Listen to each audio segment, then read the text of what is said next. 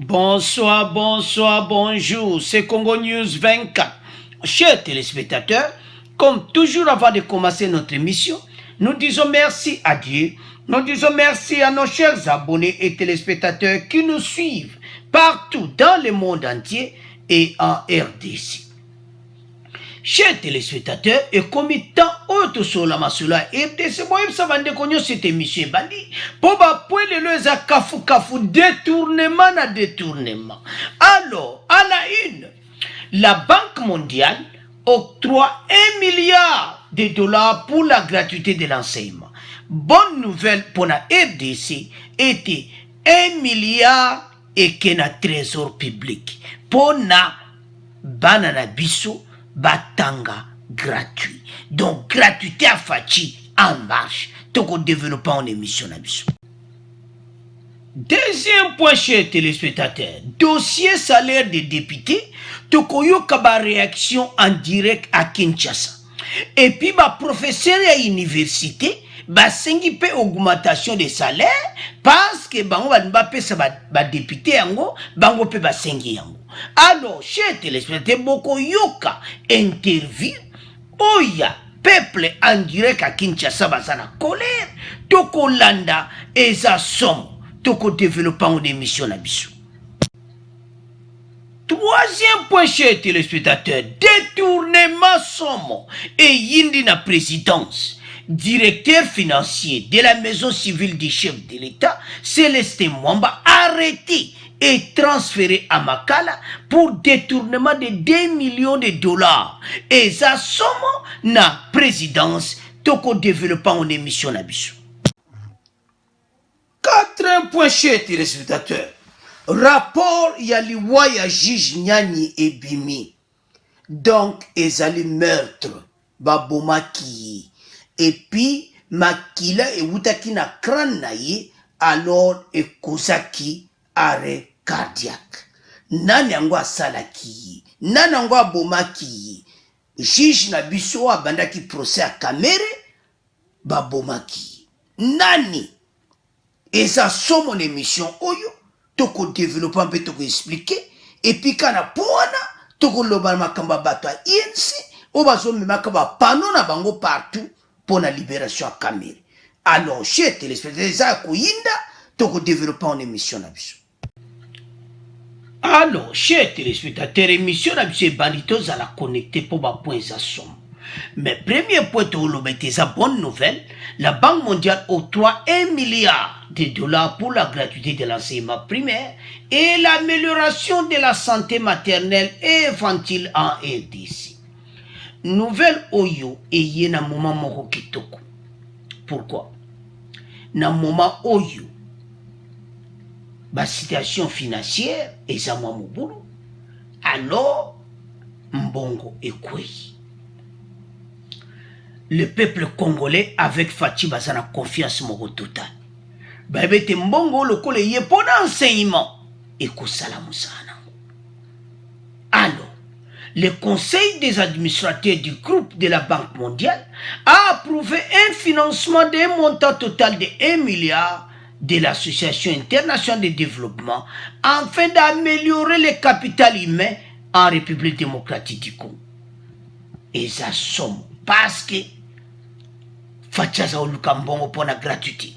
Ba critiquer za gebele. Au financement ezati. Gratuité oyo loko mokote.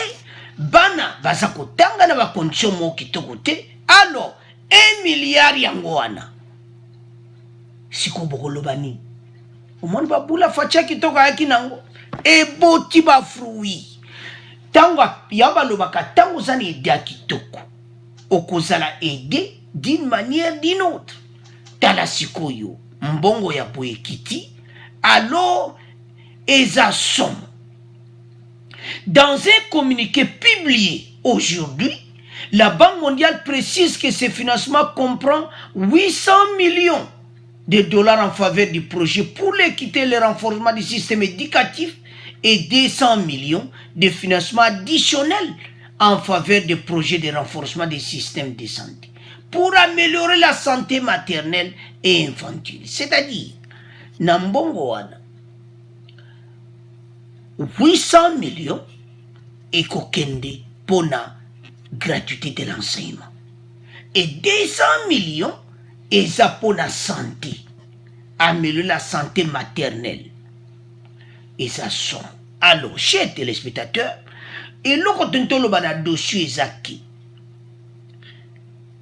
na gouvernement oyo bambongo ezoya tozassure bambongo ekuvanda ekosala musala parce que na lera la kabili bamontagne yaka balekanaki na balikonda nyonso banke etikalaki poleli bolanaki émission tosalaki oyo ya muzite matata mpoyo bapremier ministre balekaleka bapenda bambongo. Pourquoi? Parce qu'au sommet de l'État bazalaki na mayuya. Et maintenant l'état de droit fachaza ko kanga ministre oazotala makambo ya éducation keba mbongo wana ezokota na trésor public yango ekosala musala 800 millions ezokende pona gratuité et puis 200 ezokende pona amélioration en santé maternelle et infantile ya bana parce que tango bazoloba yango ke maternelle pe bana c'est-à-dire na ninde bana ba okende classe bana na pe fo ba seme diko na bomba zwa yango donc en charge. Donc gratuité mobimba paquet wane sali 1 milliard. Ensuite, dans la gratuité de l'enseignement primaire et l'amélioration de la santé maternelle et infantile dans les provinces les plus pauvres du pays, ces deux projets visent à aider les populations les plus vulnérables à accéder aux services de base, a souligné Jean-Christophe Carré, directeur des opérations de la Banque mondiale. Chers téléspectateurs, dossier Oyo, nde bozomona Christophe Carré yiwana bazo soutenir yango pour aider et améliorer pe santé mbongo yango wana yi bana ba okende classe pe santé na bango ekozala soigné mbongo so yaki na lera la kabili tokomona muti mais tout sepelaki ye na moma moko Fatia ko utiliser mbongo très bien. Ba peuple aza na confiance ba ko yiba ya moti. Eza monta moko ko sakana ngote passe da côté kuna ngambo wana. Ya pepper de monsieur komi rouge. Ah. Tozalata wana. Bomoni boyeba ke lare ko yati me yangwane ye botika la noko tia Fati bakal na gratuité botika ko tia bambouteillage parce wane kozala carte na une élection na 2023 tanga zo tia ngoka bo gratuité professeur bazo fouté bien makamu nyonso kitoko bongo peuple a voté Fati. Donc c'est ça carte yangwana Fati mbongo eye sala musala. De l'autre côté, amélioration santé maternelle et infantile, yabana. Et salama, ba ministre santé, ba salaba dossier avancé, ba aider peuple ou à souffrir. Alors, chers téléspectateurs, donc ba dossier oyo, eza déjà ok. Et loko tigal kakamoko. Nzala ya peuple. Dollar et kita. Ce qui fait ça l'effort côté wana, mais nazo mona place va ko doubler. Donc c'est impossible. Yango Fati ba carte nyonso eza na maboko na yo. 1 milliard de dollars yango wana fungola miso na seni parce que bango bazo ya kota seni pour ba continuer ko tia yo bakal. Baza la majorité yo okozala majorité te soki seni wana Fati au contrôler yango te en tant que président de la République. Donc peuple congolais na lero azolo ba Fati 1 milliard ye. Oui, gratuité kotambola. Makambo ebele kotambola. Espoir à peuple de na mikolo zoya nzala esi la dollar ekita makambo nyonso ekokende bien mais soki na seni ofungoli miso te Faci bato wana kope na bango eza kaka seni mpo na nini balingi bavanda wana bavimbisaka kaka mabumu na bango peuple avanda na ye alors soki kote wana esimbi majorité na assemblée nationale via peuple ebongi bambongo yango wana alors chers téléspectateurs totiki yango na bino tokomoleka na deuxième point. Alors deuxième point chers téléspectateurs baréaction ya peuple na Kinshasa somo bokoyoka tokotiela bino balobi beli oyo baye mpo na mabumu na bango baye baza na bango donc ka mpo na vi na bango moko tovotaki bango mpo baede peuple bango baye komatisaka basalaire na bango alors bamessage oyo bokoyoka na émission oyo ezali somo parce que peuple a fâché mabe balobi eza motema mabe eza kitoko te na makambo bango bazosala peuple avotaki bango et c'est baza vraiment peuple pona peuple congolais ou bien baye pona makambo na bango chers téléspectateurs tokoyoka bexe. Alors de l'autre côté ba professeur Nikin balobi mbongo wana bopesa biso petozo parce bango bazomona pasi bazosenga bamatsa salaire ba professeur batu nyonso bakoapuye ba professeur ke ya batu oyo bazoya na palais du peuple koya masolo na bango do bakorompi la Kabila bazoyaka mpona mabumu na bango do bayaka mpona Kabila bazoya mpona m'intérêt ya peuple te eza mawa mbongo bozwi oyo bozwaka wana eza moki bamatisa bino lisusu basalaire $2000 lisusu likolo na yango mais bato oyo pena nazoyeba te so bazokomprendre masolo yango te ou bien bazoloba nini eza mawa peuple atomboki parce que kozala boyi te alors na inikin boyebe te bango baza baprofesseur balobi te biso toza na besoin mbongo parce bazotalela kaka badepute bongo biso bato tozopesa bato mayele lelo oyo les mêmes députés wana baza na assemblée nationale batangaki na université chers téléspectateurs $2000 wana na bango 500 députés soko beti calcul bofuti baprofesseur nyonso iniki nde bazoreklame wana boconstruire bahôpital boconstruire baécole do bambongo wana ekosala makambo ebele ke bapesa bango alors peuple alobi non c'est non onanama na makambo oyo bazoya mpona baintérêt pere ya bango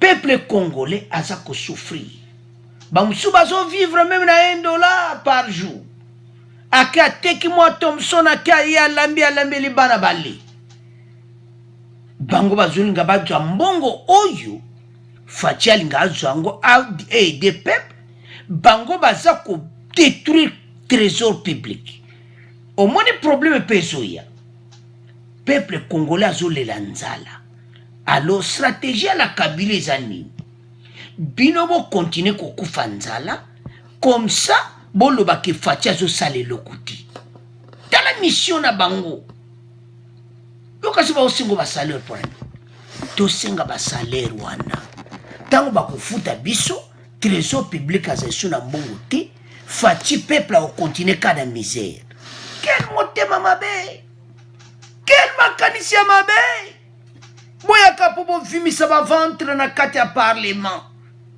eza mawa alo toyoka extrait oyo bongo tokontinue émission na biso d'augmenter le le salaire des députés de 2000 $ à chacun. Les sujets énervent puisqu'ils nous divisent.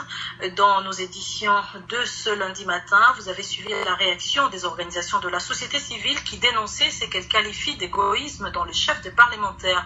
L'ONG ACAJ, de son côté, estime que cette demande est inacceptable au moment où le pays traverse une grave crise liée à la pandémie du coronavirus. Du côté de la population, la plupart des Kinois interrogés par Radio en colère. Leurs propos ont été recueillis par Blaise Chindani.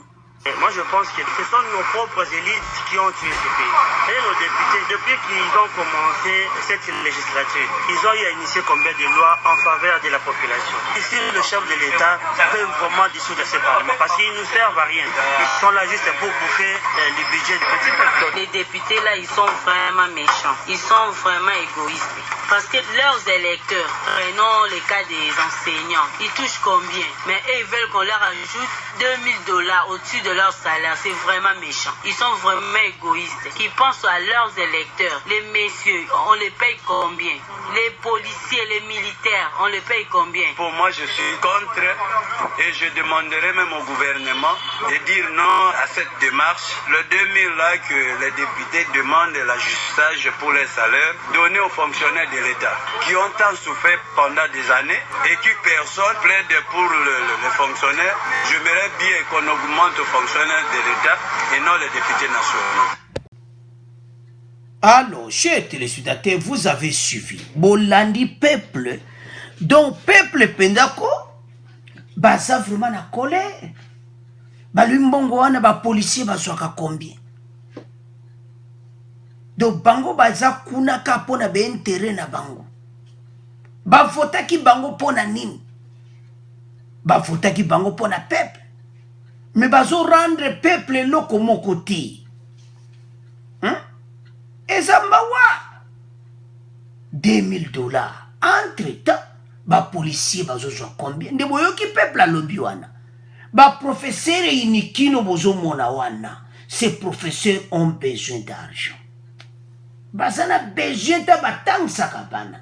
Bazana besoin ya mbongo. Un professeur d'université mona salaire zo matati. Mais bango ba député bazoki ko singa ba salaire kuna. Bavandaka kuna pona be intérêt na bango pour ba détruire trésor pour qui ne peuple l'obité pour ba bebisa budget pour so ba bebisi budget wana mayele ya e wuta na kinya bango ya FCC na peperde na ba ta alliance ni ba sala vraiment pour qui ne ko peuple wana lobby keka pour ba bebisa budget o biso ba bebisi budget fati mo asunga peuple zati. Quel motema mabe? Donc budget na budget za la kaka bongo fati ba vision azana ngwesa complet pour la peuple te. Parce que son bongo yati. Et c'est impossible. Parce que bango kuna ba ko voter pour na bango mabumo na bango. Et puis so ba voter ko le campo bango bazana parlement. Et puis majorité kuna izanani. Na bango nyoso ba ko voter. Na ngwa boya kambo. Kangu ye Janine Mabunda ezo senga ke bata la dossier ne malam. Et c'est elle est là pour le peuple congolais. Janine Mabunda peuple congolais banako boudé mabe, peuple banako kansoma kansa mabe, bako mone c'est vraiment zan de konabiso ou bien zan de konabisoti. Pourquoi? Parce que ba loi ya bozo yo ke ne peut pas pas ilunga. Premier ministre Telema, Premier ministre Ilunga. Bola mukako. Dossier ta Janine Mabunda zona ngo régime bala moko. Oza premier ministre. Sans même comme pas facile décider. Loba non. Et qu'on les caté na trésor public. Et qu'on les caté on n'a pas l'argent na budget.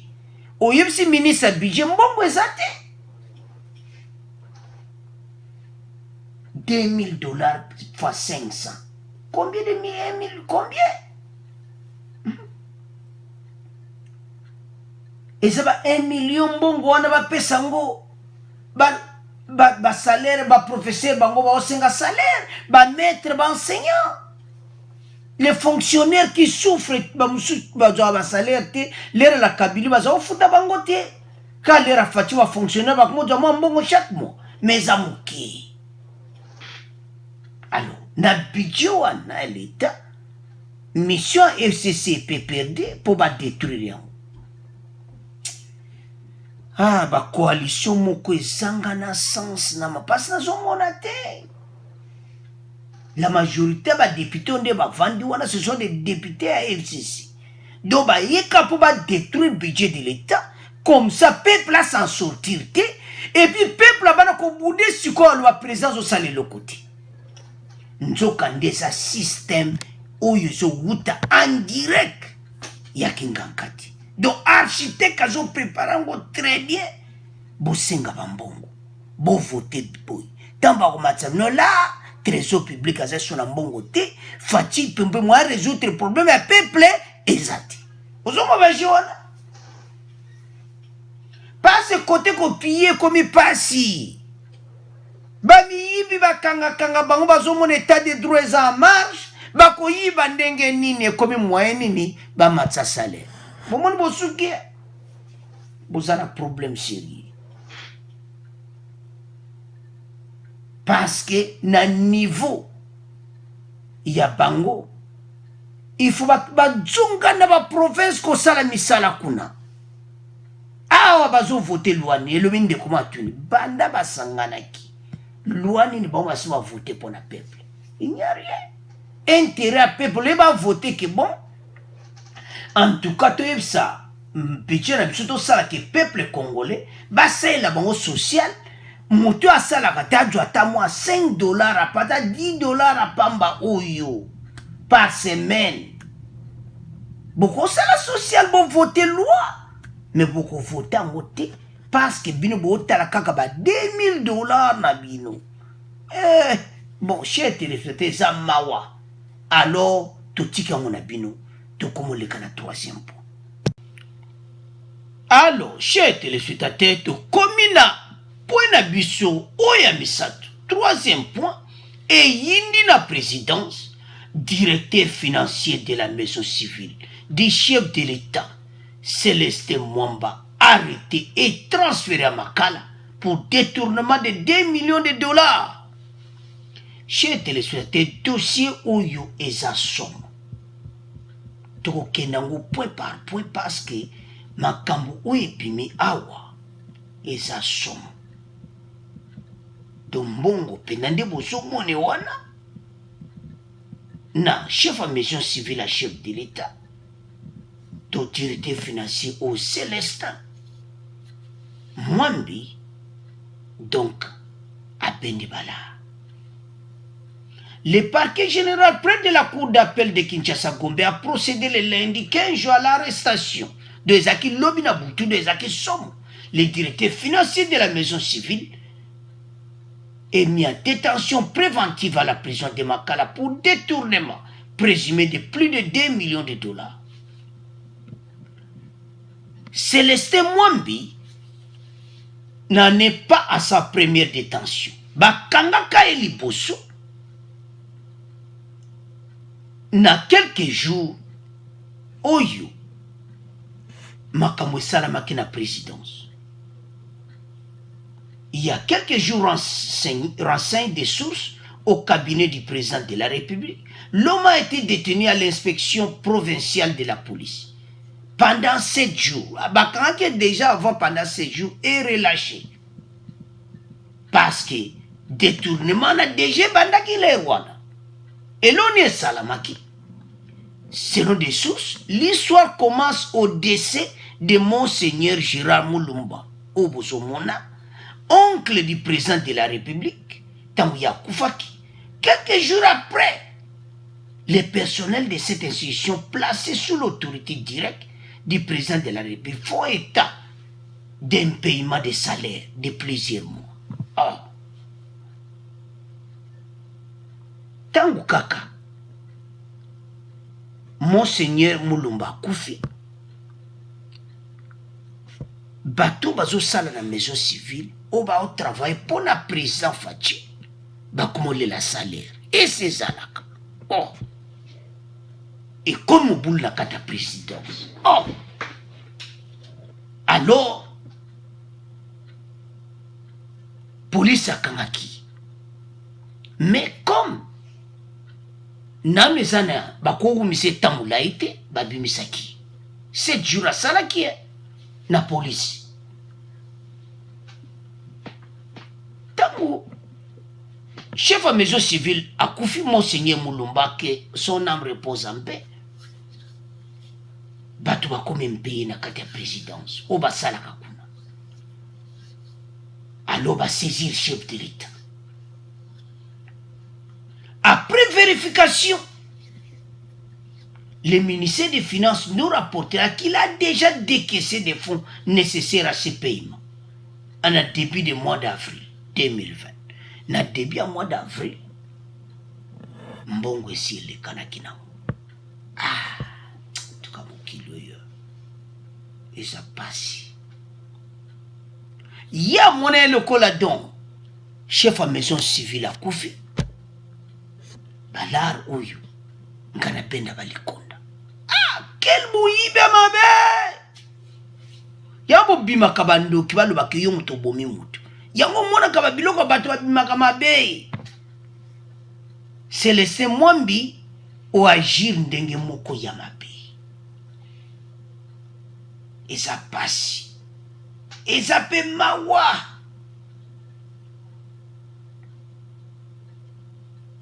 Alors, rapidement les regards sont tournés vers Célestin Mwambi, le directeur financier. Ce dernier rapporte une autre source aurait alors argué qu'il avait remis la totalité de l'argent perçu des trésors publics.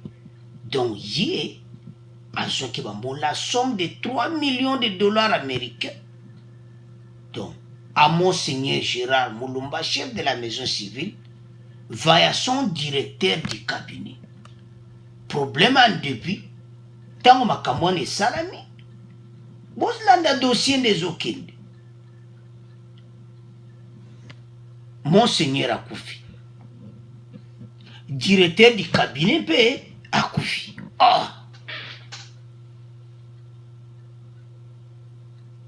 Baba Nicolas la dossier côté makamba en air tout ça. Ah! Mbala moko. Yango mona bateau yo eza pasi to aza na cop na ye mbala mo pe directeur ya bureau ya Mulumba Akoufi, le professeur Jonas Samwanga Mabenga. Ah,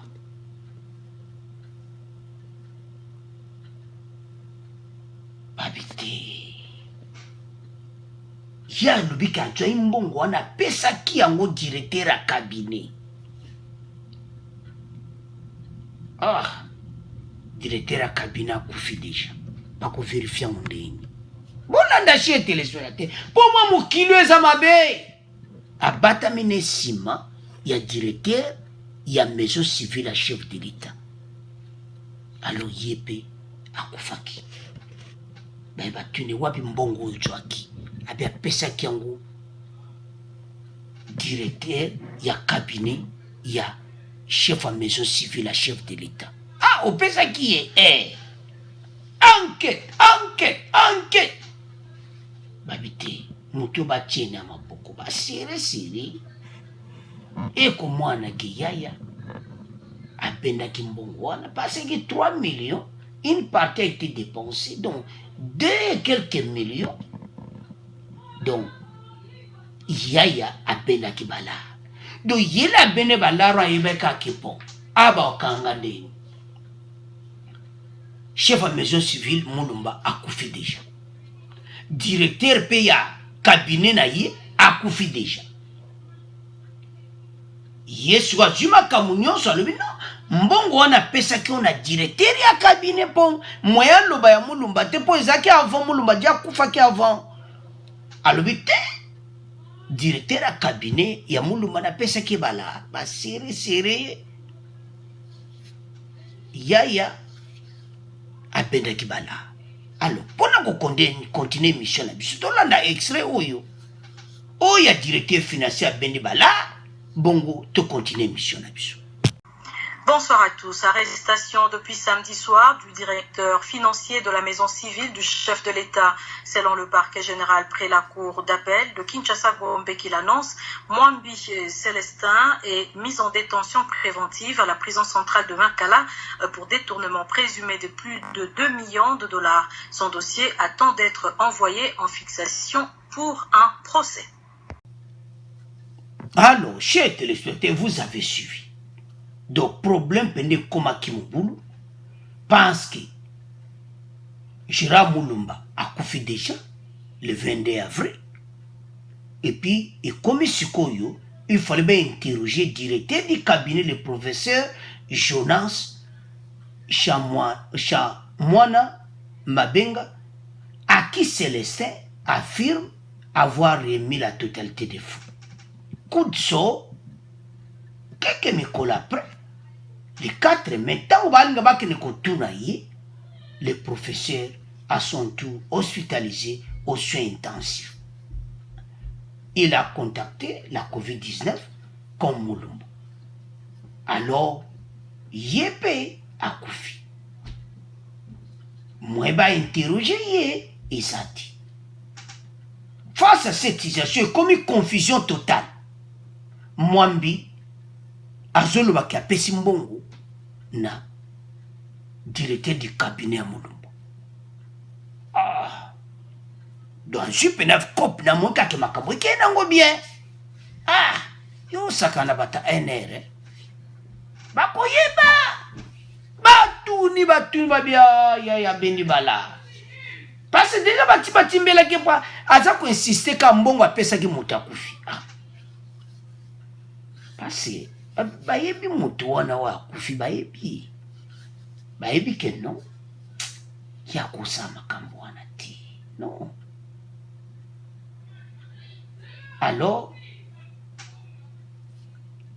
situation comme moi mon bout. Donc confusion pende koti bakanga ki après ba libérer ndeto lobane bandeli wana. Mais après penda ba yo mona non. Allez parquet à Kinshasa, si vous jouer Kinshasa Gombe, tombe dessus et le place en détention préventive à la prison de Makala. Ndenga sawana, ndeto zoloba awa, azana Makala. Donc izaki lobina butu ba memaki butu. Dossier na ye, siko ba obeta masolo siko na kati ya Makala. Bada président Siko, bon comprendre. Directeur du cabinet à maison civile, directeur financier, je m'excuse, directeur financier, il y a maison civile à président, Namakala. Directeur du cabinet du président de la République, Namakala. Siko ma solo zakuna Siko. Bon comprendre Siko. Caméra Siko face à face na Célestin Mwambi. Caméra le wapo ebiete, mbwale zaka entre parenthèses, ngana ebiote, yopo ebingate, tozana kati ya Makala. Eza ya kuinda, esi yindi. Bapesa ni mbote. Bonjour monsieur Célestin, bonjour monsieur Kameri. Yo sanina. Ngama simba inga. Wasiko Célestin zolo basiko.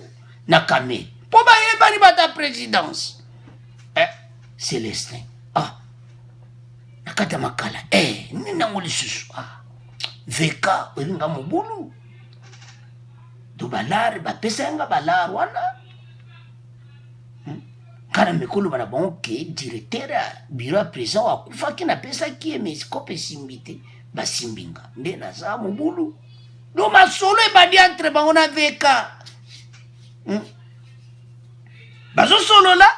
Mais so ameka ko bima libanda wangana ebiete ya ebingate don wangana pena wangana yo na marque wana botana makamba onde ezokende. Alors chez téléspectateurs elo ne tontoloba awa ke tango facha so kanga bato ya présidence ko tia bango na Makala yo ya kuiba tala aza strict côté état de droit côté wana penza soko ndimino fatite mawatu. Mais tu veux que ma dossier est belé au peuple congolais zozela. mais so totali ndenge état de droit ezokende dossier ya tata oyo eza pasi parce que azokosela bato bakufi ke apesa ye bango mbongo. Quel mensonge motema mabe! Yo katso mutu akufi bakoyeba te ke yo mutu osali masolo bakoyeba ke yo mutu osali masolo pi masolo yango mpe eyebani bazwi yo en direct ya makala. Ndenge aza wana dossier na ye kozala bakosambisa ye parce que dossier na epesi pasi trop parce que azo kokosela bato bakufi azopesa bato basouvenir ya mabe. Imagine ke azoloba ke apesaki mbongo na directeur du cabinet ya pauvre oyo asi akufaki eza mawa ke directeur du cabinet ya mulumba oyo aza chef ya maison civile ke apesaki ame na ye repose mpe mais eza mawa. Alors basimbaki ye liboso batikaka ye baye kosimba lisusu mpena sikoyo batie na makala. Alors chers téléspectateurs eza mawa. Alors dossier totiki on a bino tokomoleka na po mosusu. Alors chers téléspectateurs tokomi na troisième point na biso oyo rapport ya juge Nyani eye awa tokodivisa ngo en deux parties epi tokoloba esu makambo ya INC.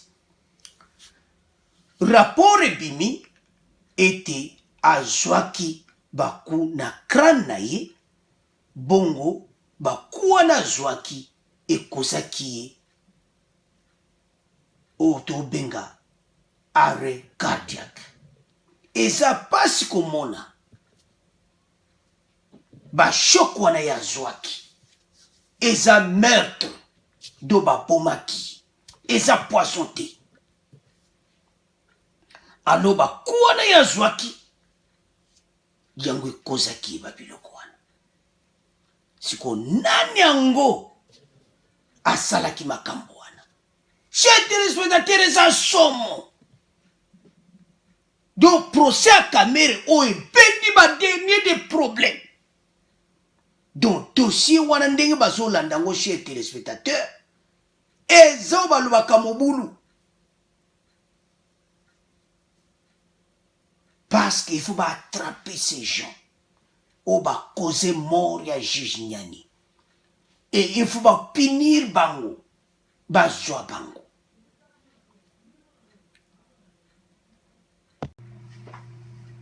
Dans un communiqué du ministère de la Justice, il est vivement ressorti les raisons qui ont malheureusement conduit à la mort du juge Raphaël.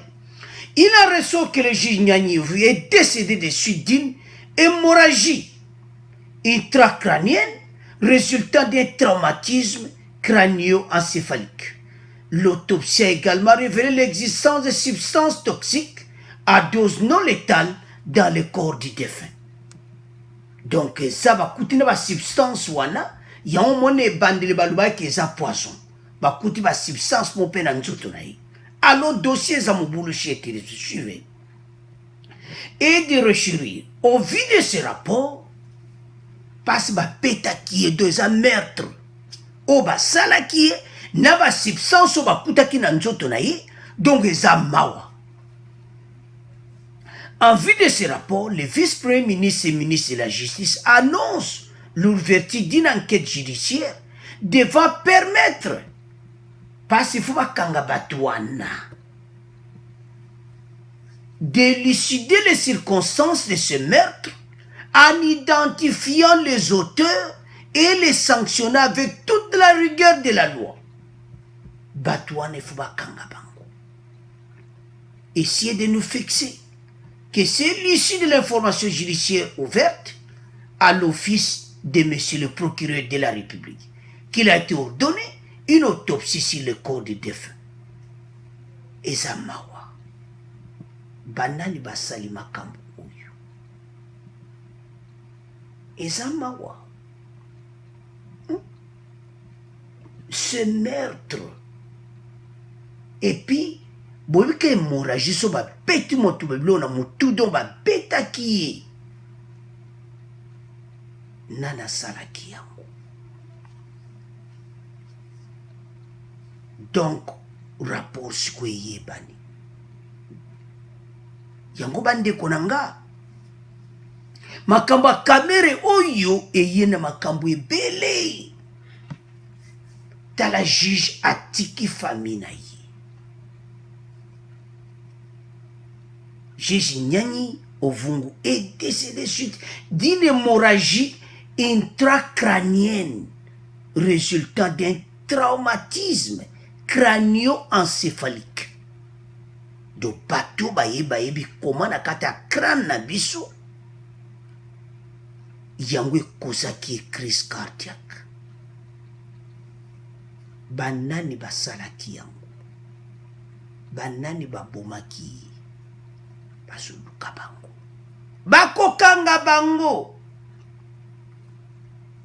parce que juge oyo ne bandeli ya procès déjà oya laksaki ba kamere dengde do ba question naka tune bango na premier jour et marquaki mokili.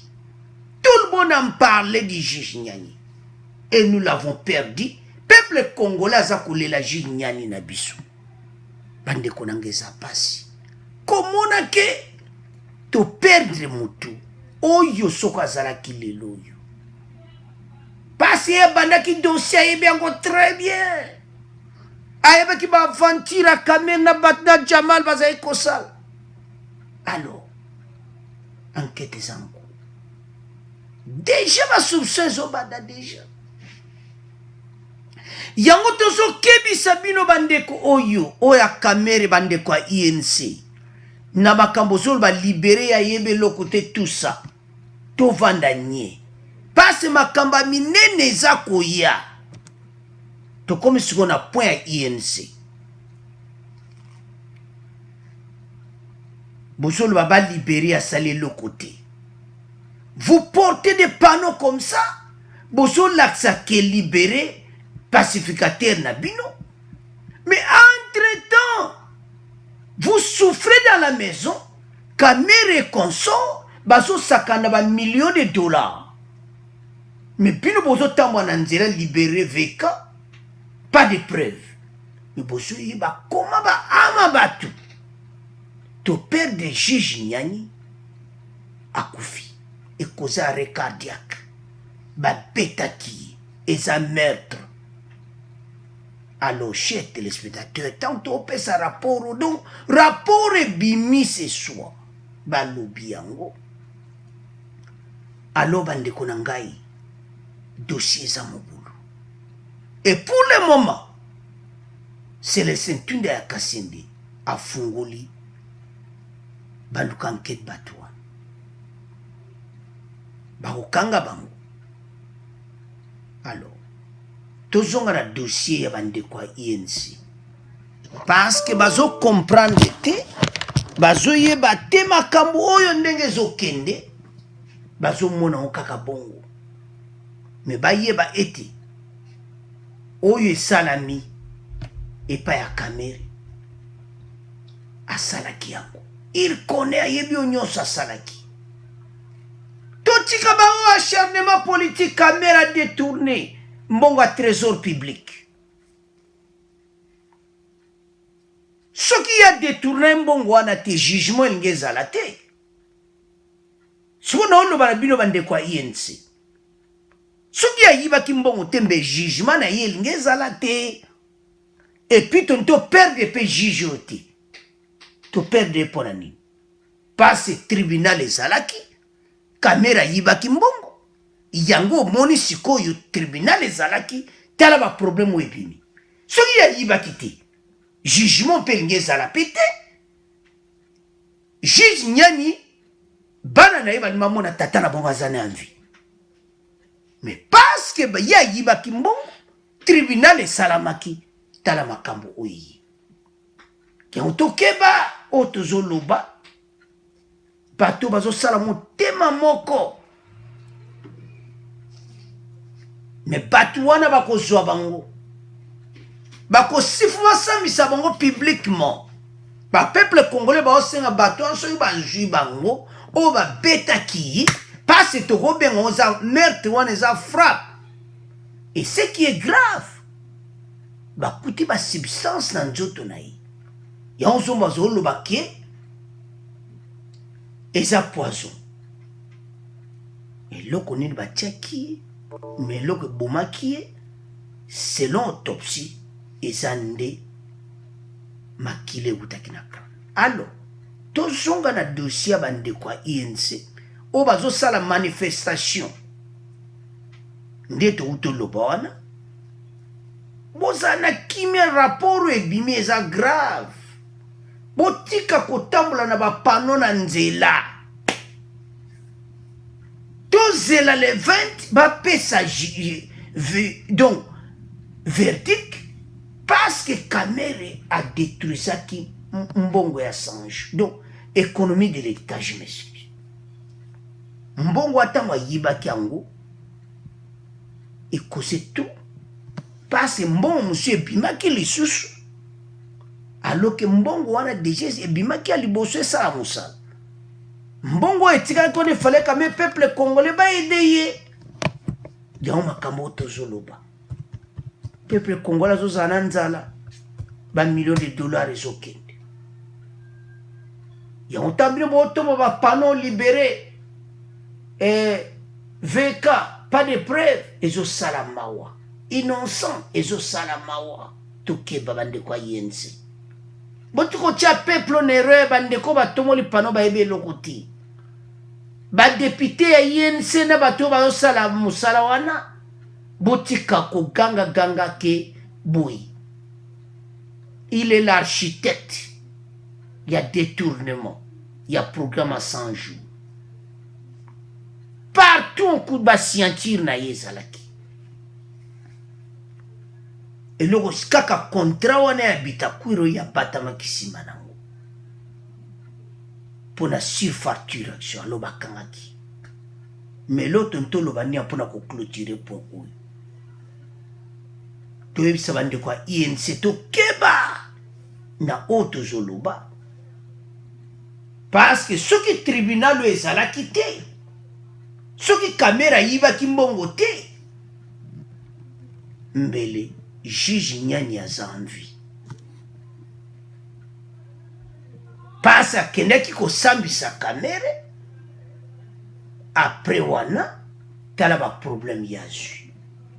Mais auto commenter le côté bazo luka batouana ce qui va ju batouan parce que ça meurtre na crâne na ima kile kitaki yango kozaki crise cardiaque banani ba betaki banani ba salaki makambwana à vous de commenter to komoleka na résumé mission na biso.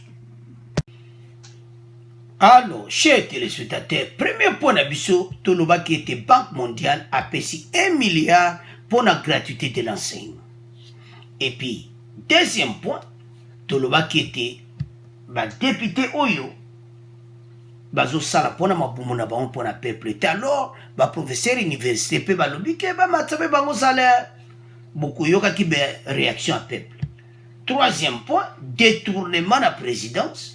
Directeur financier de la maison civile du chef de l'État aux arrêts, donc Azana Makal, et ça y a Kouyinda chez les téléspectateurs. Et puis, point Souka, rapport de la justice, juge Yanni est mort d'arrêt cardiaque.